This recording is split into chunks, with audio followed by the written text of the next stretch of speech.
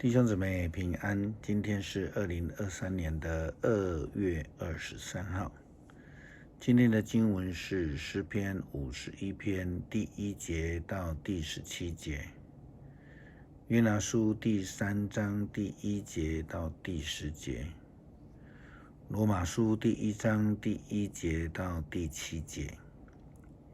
今天要跟大家分享的主题是奉差遣。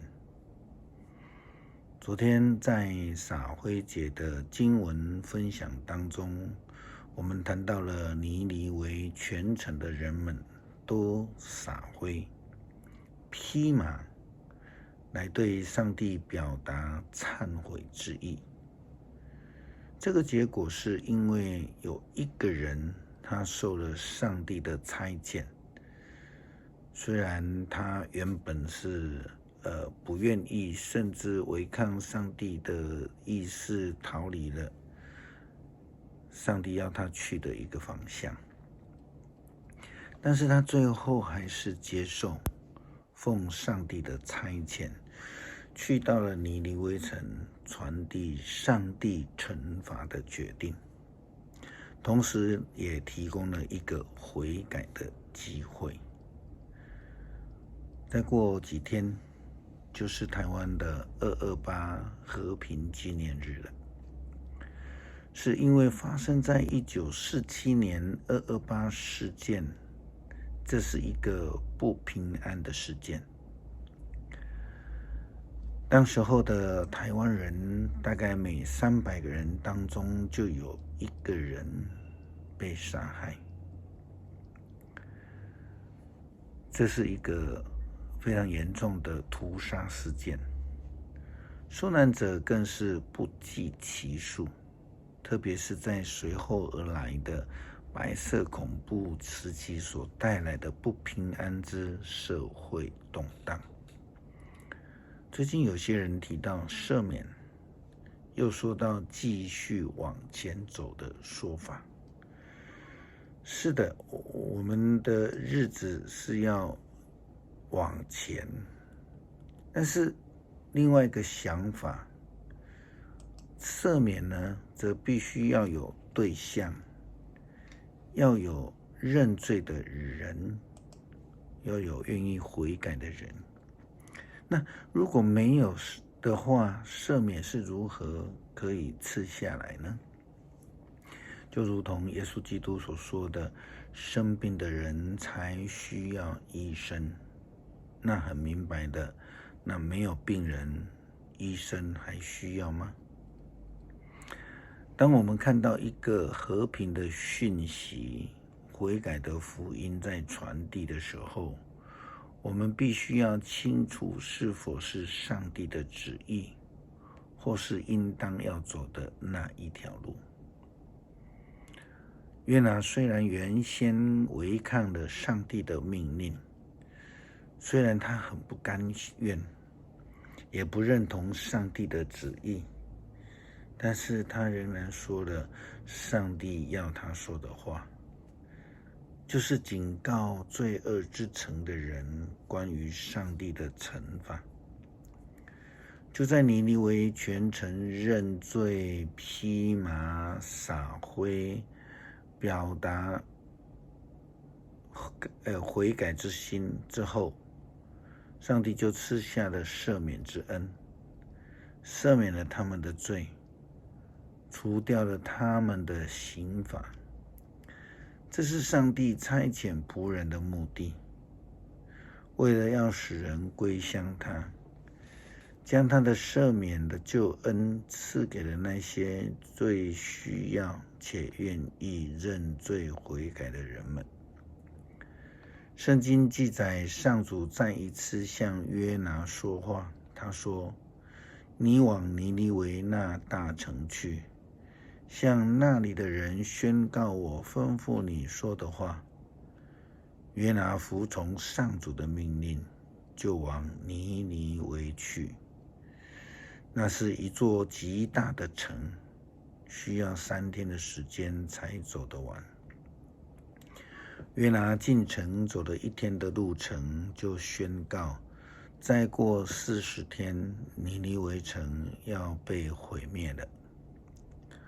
我们又看见尼尼微城的人，他们的回应。尼尼微城的人相信上帝的话，所以他们决定要禁食。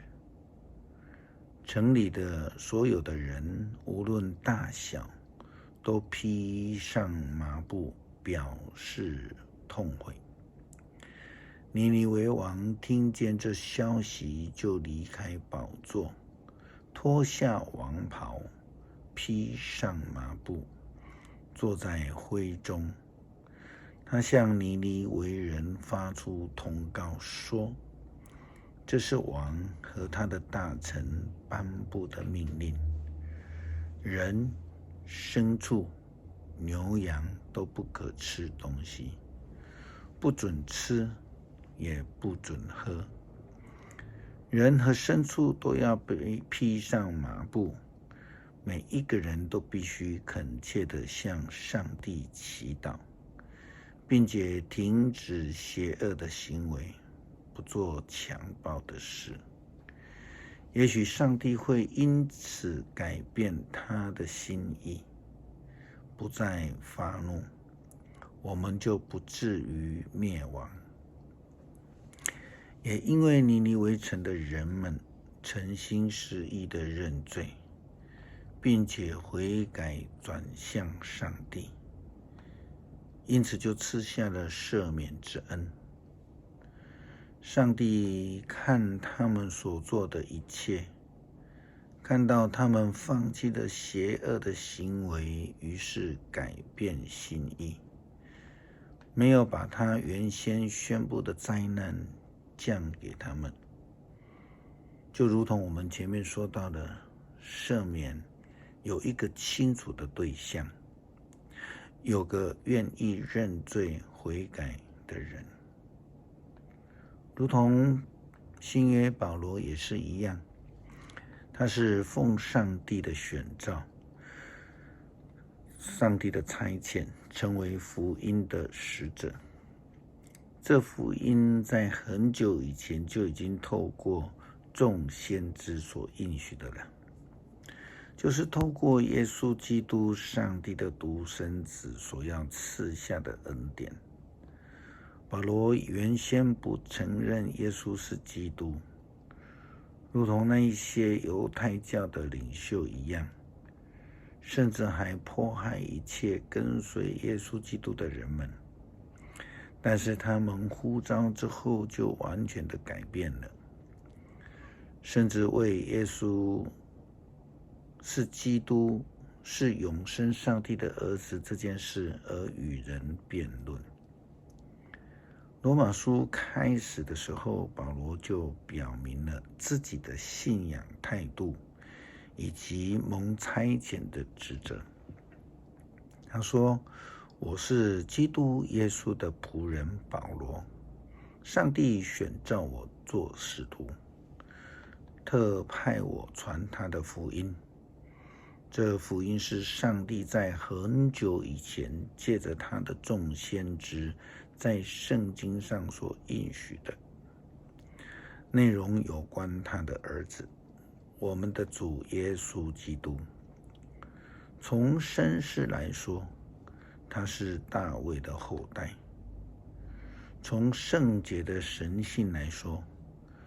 因上帝使他从死里复活，以大能显示他是上帝的儿子。借着他，我得到特别的恩赐，为他的名做使徒，来带领各国的人信从他。这当然包括你们这些在罗马蒙上帝选召归属耶稣基督的人。身为基督徒的我们，其实必须要成为一个蒙受上帝呼召的人。或许上帝的旨意与我们不同，然而我们仍然愿意被圣灵所带领，被上帝所使用，成为那使人得益处、荣耀主圣名的人。诗篇51篇第1节到第17节，篇幅较长，请兄姐自己来研读。我们一起来祷告，恳求上帝的圣灵感动我们，使我们明白上帝的旨意，愿意顺服上帝的带领，成为一位荣神益人的人，成为光，作为盐，来见证主名。祷告感谢，靠主耶稣基督圣名求，阿们。